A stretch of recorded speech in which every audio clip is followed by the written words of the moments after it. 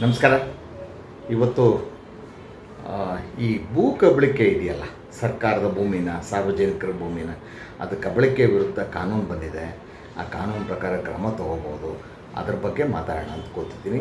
ಯಾರ್ಯಾರು ನನ್ನ ವಿಡಿಯೋ ನೋಡ್ತಾ ಇದ್ದೀರಾ ಮತ್ತು ನನ್ನ ಚಾನಲ್ಗೆ ಸಬ್ಸ್ಕ್ರೈಬರ್ ಆಗಿಲ್ಲ, ದಯಮಾಡಿ ಸಬ್ಸ್ಕ್ರೈಬರ್ ಆಗಿ ಅನ್ನೋ ಮಾತನ್ನು ಹೇಳ್ತಾ ಇವತ್ತಿನ ವಿಷಯಕ್ಕೆ ಹೋಗ್ತಾ ಇದ್ದೀನಿ. ಈಗ ನಿಮ್ಮ ಕಣ್ಣಿಗೆ ಗೊತ್ತಿರ್ಬೋದು, ನಿಮ್ಮ ಹಳ್ಳಿಯಲ್ಲಿ, ನಿಮ್ಮ ಊರಲ್ಲಿ, ನಿಮ್ಮ ಸಿಟಿನಲ್ಲಿ ಸರ್ಕಾರದ ಆಸ್ತಿ ಇದೆಯಲ್ಲ, ಭೂಮಿನ ಕಬಳಿಕೆ ಮಾಡ್ತಕ್ಕಂಥದ್ದು ಮೊದಲಿಂದ ನಡ್ಕೊಂಡ್ಬಂದಿದೆ. ಸುಮ್ಮನೆ ಕಬಳಿಸ್ಕೊಂಬಿಡೋದು, ಯಾವುದೋ ಒಂದು ದಾಖಲೆ ಸೃಷ್ಟಿ ಮಾಡ್ಕೊಂಬಿಡೋದು, ನಮ್ಮ ಆಸ್ತಿ ಅನ್ನೋದು, ಅದನ್ನು ಖಾಲಿ ಇಟ್ಕೊಂಡು ಏನೋ ಒಂದು ಬಾಡಿಗೆ ಕೊಡೋದು, ಇಲ್ಲ ಅಲ್ಲಿ ಬಿಲ್ಡಿಂಗ್ ಕಟ್ಟೋದು ಇತ್ಯಾದಿಗಳು ಮಾಡ್ತಾನೆ ಬಂದಿದ್ದಾರೆ. ರಾಜಕಾರಣಿಗಳು, ಬೇರೆ ಭೂ ಕಬಳಿಕೆ ಮಾಡ್ತಕ್ಕಂಥ ರಿಯಲ್ ಎಸ್ಟೇಟ್ನವರು ಮತ್ತು ಕ್ರಿಮಿನಲ್ಗಳು ಇದನ್ನೆಲ್ಲ ಮಾಡ್ತಾ ಬಂದಿದ್ದಾರೆ. ಗೊತ್ತಾಯ್ತಾ? ಅದರ ವಿರುದ್ಧ ನೀವು ಕ್ರಮ ತಗೋಬೋದು ಖಂಡಿತ. ಗೊತ್ತಾಯ್ತು? ಆ ಥರ ಕಬಳಿಕೆಯನ್ನು ಗಮನಿಸಿ ಬೇಕಾದ್ರೆ ಕೇಸ್ ಹಾಕ್ಬೋದು. ಅದಕ್ಕೆ ಸಂಬಂಧಪಟ್ಟಂತೆ ಕರ್ನಾಟಕ ಭೂ ಕಬಳಿಕೆ ನಿಷೇಧ ಕಾನೂನು ಬಂದಿದೆ 2011ರಲ್ಲಿ. ಆಯಿತಾ? ಇದು ಸರ್ಕಾರದ ಭೂಮಿ, ಸರ್ಕಾರದ ಆಸ್ತಿ ಭೂಮಿ ಅಂದರೆ ಅದು ಸರ್ಕಾರದ್ದೇ ನೇರವಾಗಿ ಆಗಿರಬೇಕಾದಿಲ್ಲ. ಯಾವುದೇ ಬೋರ್ಡು, ಇಲಾಖೆ, ಕಾರ್ಪೊರೇಷನ್ನು, ಪಂಚಾಯಿತಿ, ಜಿಲ್ಲಾ ಪಂಚಾಯತ್ತು, ನಗರಸಭೆ, ಯಾವುದೇ ವಕ್ಫ್ ಬೋರ್ಡಿಗೆ ಸೇರಿದ್ದು ಅಥವಾ ಯಾವುದೇ ಹಿಂದೂ ಧಾರ್ಮಿಕ ಸಂಸ್ಥೆಗೆ ಸೇರಿದಂಥ ಒಂದು ಆಸ್ತಿ ಎಲ್ಲವೂ ಸರ್ಕಾರಿ ಭೂಮಿಗಳೇ. ಇದನ್ನು ಯಾರಾದರೂ ಅತಿಕ್ರಮಿಸಿದರೆ, ಕಬಳಿಸಿದರೆ, ತಮ್ಮದೊಂದು ನಾವೇ ಇದ್ರ ಮಾಲೀಕರು ಅಂತ ಹೇಳ್ಕೊಂಡು ಹೊರಟ್ರೆ ಅದರ ವಿರುದ್ಧ ನೀವು ಕ್ರಮ ತಗೋಬೋದು. ಅದಕ್ಕಾಗಿ ಈ ಕಾನೂನು ತರಲಾಗಿದೆ. ನೀವು ಸಿವಿಲ್ ಕೋರ್ಟಿಗೆ ಹೋಗಬೇಕಾದ್ದೇನಿಲ್ಲ ಕಾನೂನು ಕ್ರಮ ತಗೊಳ್ಳೋದಕ್ಕೆ. ಒಂದು ಬೆಂಗಳೂರಿನಲ್ಲೇ ವಿಶೇಷ ನ್ಯಾಯಾಲಯ ಸ್ಥಾಪನೆ ಮಾಡಲಾಗಿದೆ. ಇದು ಭೂ ಕಬಳಿಕೆ ವಿರುದ್ಧದ ನ್ಯಾಯಾಲಯ. ಆಯಿತಾ? ಇದರಲ್ಲಿ ಯಾರು ಒಬ್ಬ ವ್ಯಕ್ತಿ ಆಗಲಿ, ಒಂದು ಯಾವುದೋ ಸಂಸ್ಥೆ ಆಗಲಿ, ಸಂಘ ಆಗಲಿ, ಒಂದು ಕಂಪ್ನಿ ಆಗಲಿ, ಯಾರೇ ಆಗಲಿ, ಗೊತ್ತಾಯ್ತಾ, ಆ ಥರ ಭೂ ಕಬಳಿಕೆ ಮಾಡಿದ್ದು ನಿಮ್ಮ ಗಮನಕ್ಕೆ ಬಂದರೆ ತಾವು ಕ್ರಮ ತಗೋಬೋದು. ಅಲ್ಲಿ ನೀವು ಈ ನ್ಯಾಯಾಲಯಕ್ಕೆ ಅಪಿಯರ್ ಆಗಿ ಅಲ್ಲೊಂದು ಅರ್ಜಿ ಸಲ್ಲಿಸಬೇಕಾಗತ್ತೆ. ಅರ್ಜಿ ಸಲ್ಲಿಸಬೇಕಾದ್ರೆ ಮುಖ್ಯವಾಗಿ ಬೇಕಾದ್ದು ಒಂದು ಡಾಕ್ಯುಮೆಂಟು. ನೀವು ಯಾವ ಒಂದು ಭೂಮಿ ಕಬಳಿಕೆ ಆಗಿದೆ ಇಂಥವರಿಂದ ಎದುರಾಳಿಗಳಿಂದ ಅಂತ ಹೇಳೋದಕ್ಕೆ ಒಂದು ದಾಖಲೆ ತಗೋಬೇಕು. ಯಾಕಂದರೆ ಅದು ಯಾವ ಸಂಸ್ಥೆಗೆ ಸೇರಿದ್ದು ಅಂತ, ಅಂದರೆ ಯಾವ ಬೋರ್ಡಿಗೋ, ಪಂಚಾಯತಿಗೋ, ಅಥವಾ ಸರ್ಕಾರದ ಇಲಾಖೆಗೋ ನೇರವಾಗಿ, ಅಥವಾ ಸರ್ಕಾರದ ಬೋರ್ಡು, ಕಾರ್ಪೊರೇಷನ್ನು ಯಾವುದಕ್ಕೆ ಸೇರಿದೆ ಅಂತೇಳಿ, ಅಥವಾ local body, urban development authority ಇರ್ಬೋದು, ಅದಕ್ಕೆ ಸೇರಿದ್ದು ಈ ಆಸ್ತಿ ಅಂಥೇಳಿ ಅದರ ಖಾತಾ ನಂಬರು, ಸರ್ವೆ ನಂಬರು ಇತ್ಯಾದಿಗಳನ್ನು ತೊಗೊಂಡಂಥ ಒಂದು ಡಾಕ್ಯುಮೆಂಟ್ ಇದ್ದರೆ ನೀವು ಆ ಒಂದು ಕೋರ್ಟಿಗೆ ಅರ್ಜಿ ಸಲ್ಲಿಸ್ಬೋದು.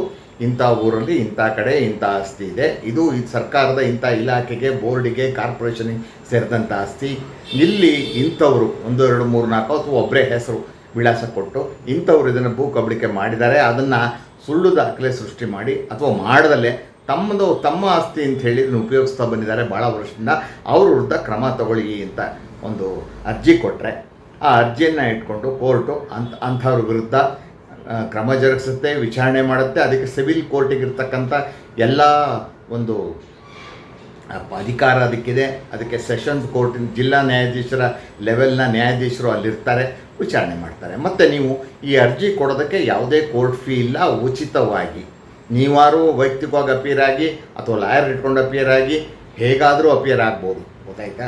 ಮತ್ತು ಬಹಳ ಮುಖ್ಯವಾದ ಮತ್ತೊಂದು ವಿಷಯ ಇಲ್ಲಿ ಅಂದರೆ, ನಾನು ಕೋರ್ಟ್ ಫೀ ಕೊಡಬಾರ್ದು ಅಂತ, ಕೋರ್ಟ್ ಫೀ ಇಲ್ಲವೇ ಇಲ್ಲ, ಯಾವ ಥರದ ಫೀಸು ಇಲ್ಲ. ಸರ್ಕಾರವೇ ಎಲ್ಲ ಖರ್ಚನ್ನು ವಹಿಸ್ಕೊಳ್ಳುತ್ತೆ. ಅವ್ರಿಗೆ ನೋಟಿಸ್ ಏನು ಹೋಗಬೇಕೋ ಅದು ಕೂಡ ಕಳಿಸ್ಕೊಡ್ತಾರೆ. ಯಾವುದಕ್ಕೂ ಹಣ ಕೊಡಬೇಕಾದಿಲ್ಲ ನೀವು. ಗೊತ್ತಾಯ್ತಾ? ಉಚಿತವಾಗಿ ನೀವು ಮಾಡ್ಬೋದು ಇದನ್ನು. ಗೊತ್ತಾಯ್ತಾ? ಮತ್ತು ಕ್ರಮ ಕರೆಸ್ಬೋದು. ಮತ್ತು ಇನ್ನೊಂದು ವಿಷಯ, ಬಹಳ ಮುಖ್ಯವಾದ ವಿಷಯ, ಇಲ್ಲಿ ಇದು ಸರ್ಕಾರದ ಭೂಮಿ ಅಲ್ಲ, ಇದು ನನ್ನ ಸ್ವಂತ ಭೂಮಿ, ಹೀಗೆ ಬಂತಿದ್ದು, ಈ ರೀತಿಯಲ್ಲಿ ನಾನು ಅದನ್ನು ಹೊಂದಿದೆ, ನಾನು ನಿಜವಾದ ಮಾಲೀಕ, ಯಾವುದೇ ಸರ್ಕಾರದ ಯಾವುದೇ ಸಂಸ್ಥೆ, ಕಾರ್ಪೊರೇಷನ್ನು, ಸ್ಥಳೀಯ ಸಂಸ್ಥೆ, ಲೋಕಲ್ ಬಾಡಿ ಯಾವುದಕ್ಕೂ ಸೇರಿಲ್ಲ ಅಂತ ಪ್ರೂವ್ ಮಾಡ್ತಕ್ಕಂಥ ಬರ್ಡನ್ ಆಫ್ ಪ್ರೂಫ್ ಅಂತ ಹೇಳ್ತೀವಲ್ಲ, ಅಂದರೆ ಸಾಬೀತು ಮಾಡುವಂಥ ಒಂದು ಜವಾಬ್ದಾರಿ ಯಾರ್ದಿರುತ್ತೆ ಅಂದರೆ, ಯಾರ ವಿರುದ್ಧ ಕೇಸ್ ಹಾಕಿರ್ತಾರೋ ಅವ್ರ ಮೇಲಿರುತ್ತೆ, ನಿಮ್ಮ ಮೇಲಿರಲ್ಲ. ನೀವು ಈ ಒಂದು ಭೂಮಿ ಏನಿದೆ, ಆಸ್ತಿ ಏನಿದೆ, ಅದು ಸರ್ಕಾರಕ್ಕೆ ಸೇರಿದ್ದು. ಸರ್ಕಾರ ಅಂದರೆ ಸರ್ಕಾರದ ವ್ಯಾಪ್ತಿಯಲ್ಲಿ ಏನೇನು ಸರ್ಕಾರ ಅಂತಕ್ಕಂಥ ಶಬ್ದದ ವ್ಯಾಪ್ತಿಯಲ್ಲಿ ಯಾವ್ಯಾವ ಬರುತ್ತೆ ಅದೆಲ್ಲದು ಯಾವುದೋ ಒಂದಕ್ಕೆ ಸೇರಿದ್ದು ಅಂತ ನೀವು ಹೇಳಿದರೆ ಸಾಕು, ಅಷ್ಟೇ. ದಾಖಲೆ ಕೊಟ್ಟರೆ ಸಾಕಲ್ಲಿ ಮುಗಿದು ನಿಮ್ಮ ಜವಾಬ್ದಾರಿ. ಈ ಯಾರು ಎದುರಾಳಿ ಮೇಲೆ ನೀವು ಹಾಕಿರ್ತೀರ ಕೇಸು, ಅಂದರೆ ಯಾರು ತಪ್ಪು ಮಾಡಿದ್ದಾರೆ, ಭೂ ಕಬಳಿಕೆ ಮಾಡಿದ್ದಾರೆ ಅಂಥೇಳಿ, ಅದು ತಾನು ಯಾವ ಭೂಮಿಯಲ್ಲಿ ಸ್ವಾಧೀನದಲ್ಲಿದ್ದೀನಿ, ಅನುಭವಿಸ್ತಾ ಇದ್ದೀನಿ, ಬಿಲ್ಡಿಂಗ್ ಕಟ್ಟಿದ್ದೀನಿ ಅಥವಾ ಖಾಲಿ ಇಟ್ಕೊಂಡಿದ್ದೀನಿ, ಅದು ನನ್ನ ಸ್ವಂತ ಜಾಗ, ಸರ್ಕಾರದ್ದಲ್ಲ, ಯಾವುದೇ ಸರ್ಕಾರಿ ಸ್ವಾಮ್ಯದ ಸಂಸ್ಥೆಗಳಿಗೆ ಸೇರಿದ್ದಲ್ಲ ಅನ್ನುವನ್ನು ಪ್ರೂವ್ ಮಾಡ್ತಕ್ಕಂಥ ಒಂದು ಭಾರ ಅವ್ರ ಮೇಲೆ ಇರುತ್ತೆ, ರೆಸ್ಪಾಂಡ್ ಮೇಲೆ, ಯಾರ ಮೇಲೆ ಕೇಸ್ ಹಾಕಿರ್ತಾರೋ ಅವರಿಗೆ. ಗೊತ್ತಾಯ್ತಾ? ಇದು ಬಹಳ ಮುಖ್ಯವಾದ ವಿಷಯ. ಬರ್ಡನ್ ಆಫ್ ಪ್ರೂಫ್ ಅವ್ರ ಮೇಲೆ ಇದ್ದಾಗ ಅವರೇ ಸಂಪೂರ್ಣವಾಗಿ ಪ್ರೂವ್ ಮಾಡಬೇಕು, ಆ ಒಂದು ಆರೋಪದಿಂದ ಹೊರಗೆ ಬರ್ಬೋದು. ಗೊತ್ತಾಯ್ತು? ಮತ್ತು ಇಲ್ಲಿ ಯಾವುದು ಭೂ ಕಬಳಿಕೆ ಸಾಬೀತಾದರೆ ಯಾರು ಭೂ ಕಬಳಿಕೆ ಮಾಡಿರ್ತಾರೆ ಆ ಭೂಮಿಯನ್ನು ವಾಪಸ್ ಸರ್ಕಾರದ ವಶಕ್ಕೆ ಯಾವ ಸಂಸ್ಥೆ ಸೇರಿತ್ತೋ ಅದಕ್ಕೆ ವಾಪಸ್ ಕೊಡಿಸ್ತಾರೆ. ಮತ್ತು ಅವರಿಗೆ 3 ವರ್ಷಗಳ ಕಠಿಣ ಶಿಕ್ಷೆ ಕೊಡುವಂಥ ಮತ್ತು 25,000 ರೂಪಾಯಿ ದಂಡ ವಿಧಿಸುವಂಥ ಅಧಿಕಾರ ಈ ಒಂದು ವಿಶೇಷ ನ್ಯಾಯಾಲಯ, ಭೂ ಕಬಳಿಕೆ ವಿಶೇಷ ನ್ಯಾಯಾಲಯ ಇದೆಯಲ್ಲ ಅದಕ್ಕಿರುತ್ತೆ. ಆಯಿತಾ?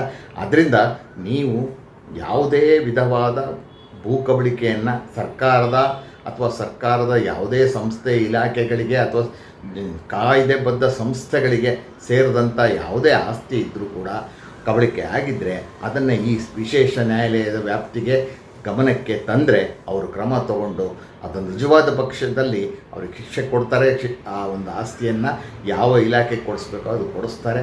ತಾವು ಈ ಥರ ಕ್ರಮ ತಗೋಬೋದು. ಮತ್ತು ಮತ್ತೊಂದು ಬಹಳ ಮುಖ್ಯವಾದ ವಿಚಾರ ಅಂದರೆ ಇಂತಹ ಭೂ ಕಬಳಿಕೆ ವಿರುದ್ಧ ನೀವು ಹಾಕ್ತಕ್ಕಂಥ ಏನು ಕೇಸ್ ಇದೆ ಅದಕ್ಕೆ ಸಿವಿಲ್ ಕೋರ್ಟಿಗೆ ಜ್ಯೂರಿಸ್ಡಿಕ್ಷನ್ ಇಲ್ಲ. ಸಿವಿಲ್ ಕೋರ್ಟ್ ಮುಂದೆ ಈ ಕೇಸ್ ಹಾಕಕ್ಕೆ ಬರಲ್ಲ. ಅದು ಬಹಳ ಸ್ಪಷ್ಟವಾಗಿ ಕಾನೂನು ಹೇಳಲಾಗಿದೆ. ಸಿವಿಲ್ ಕೋರ್ಟಿಗೆ ಜ್ಯೂರಿಸ್ಡಿಕ್ಷನ್ ಇಲ್ಲ, ವ್ಯಾಪ್ತಿ ಇಲ್ಲ, ಅವ್ರು ತಗೋಬಾರ್ದು. ಒಂದು ವೇಳೆ ತೊಗೊಂಡ್ರು ಅವರು ಈ ವಿಶೇಷ ನ್ಯಾಯಾಲಯಕ್ಕೆ ಅದು ವರ್ಗಾವಣೆ ಮಾಡಬೇಕಾಗತ್ತೆ ಅಥವಾ ವಾಪಸ್ ಕೊಡಬೇಕಾಗತ್ತೆ, ಸರಿಯಾದ ನ್ಯಾಯಾಲಯದ ಮುಂದೆ ಹಾಜರು ಮಾಡಿ ಅಂಥೇಳಿ. ಆದ್ದರಿಂದ ವಿಶೇಷ ನ್ಯಾಯಾಲಯ ಒಂದೇ ಬೆಂಗಳೂರಲ್ಲಿರ್ತಕ್ಕಂಥ, ಸದ್ಯಕ್ಕೆ ಬೆಂಗಳೂರು ಒಂದಿದೆ. ಎಲ್ಲಿ ಕಂದಾಯ ಭವನ ಇದೆಯಲ್ಲ ಮೆಜೆಸ್ಟಿಕ್ಕಲ್ಲಿ, ಅಂದರೆ ಈ ಕೆಂಪೇಗೌಡ ರಸ್ತೆಯಲ್ಲಿ ಕಾವೇರಿ ಭವನದ ಪಕ್ಕದಲ್ಲಿ ಅಲ್ಲಿ ನ್ಯಾಯಾಲಯ ಇದೆ. ಅಲ್ಲಿ ಹೋಗಿ ನಾವು ದಾಖಲೆ ಮಾಡಬೇಕು. ಮತ್ತು ಈ ರಾಜ್ಯದಲ್ಲಿ ಯಾವುದೇ ಊರಿನಲ್ಲಾಗಿದ್ದರೂ, ಯಾವುದೇ ಹಳ್ಳಿಲಾಗಿದ್ದರೂ, ಯಾವುದೇ ನಗರದಲ್ಲಾಗಿದ್ದರೂ ಭೂ ಕಬಳಿಕೆ ಅದನ್ನು ಈ ಕೋರ್ಟಿನ ಗಮನಕ್ಕೆ ತರಬಹುದು. ಗೊತ್ತಾಯ್ತಾ? ಈ ಥರ ನೀವು ಭೂ ಕಬಳಿಕೆ ವಿರುದ್ಧ ಜಾಗೃತರಾಗಿ, ಯಾರೋ ಒಬ್ಬರು ಭೂ ಕಬಳಿಕೆ ಮಾಡಿದ್ದಾರೆ, ಸರ್ಕಾರ ಮತ್ತು ಸಾರ್ವಜನಿಕರಿಗೆ ಸೇರಿದಂಥ ಆಸ್ತಿನ ಕಬಳಿಸಿದ್ದಾರೆ ಅಂತ ಆದರೆ ತಾವು ಕ್ರಮ ತಗೋಬೋದು. ಗೊತ್ತಾಯ್ತಾ? ಇದು ಈ ಕಾನೂನು ಬಗ್ಗೆ ನಾನು ಕೊಡಬೇಕು ಅಂದ್ಕೊಂಡಿದ್ದ ಮಾಹಿತಿ ಮತ್ತು ನಿಮ್ಮ ತಿಳುವಳಿಕೆಗೆ ನೀಡ್ತಿರ್ತಕ್ಕಂಥ ಮಾಹಿತಿ. ಇಷ್ಟು ಈ ಬಗ್ಗೆ ತಮಗೆ ತಿಳಿಸ್ತಾ ನಾನು ಮಾತನ್ನು ಮುಗಿಸ್ತಾ ಇದ್ದೀನಿ. ನಮಸ್ಕಾರ.